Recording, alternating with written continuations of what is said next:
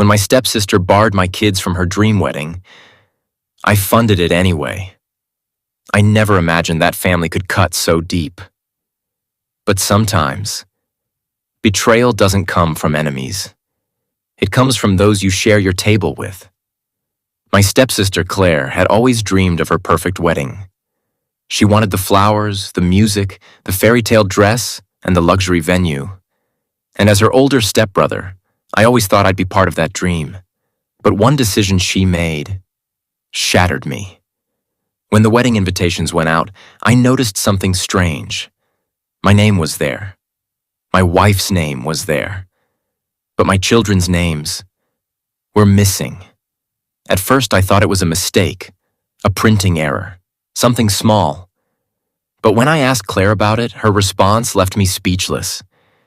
She said, "Kids don't belong at weddings.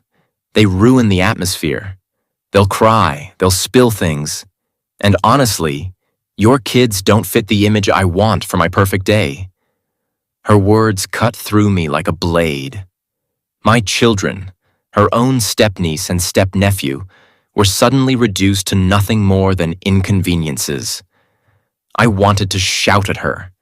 I wanted to remind her of all the times my kids made her laugh, of how they called her Auntie Claire, of the handmade birthday cards they gave her every year. But instead, I stayed quiet. She didn't stop there.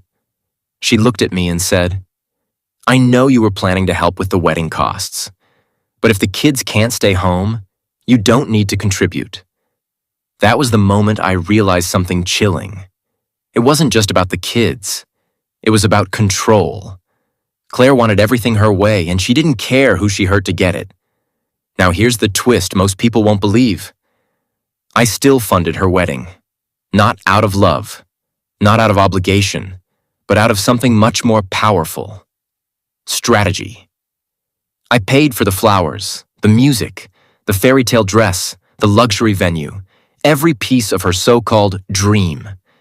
And when the big day finally arrived, everything looked perfect. On the surface, the venue glowed. The guests whispered in awe. Claire floated down the aisle with that smug smile that said, "I got everything I wanted." But what she didn't realize was that perfection comes at a cost, because while everyone admired the beauty around them, I made sure every guest knew who had made it possible. I didn't whisper it. I said it proudly. Every friend, every relative, every coworker of hers heard me say,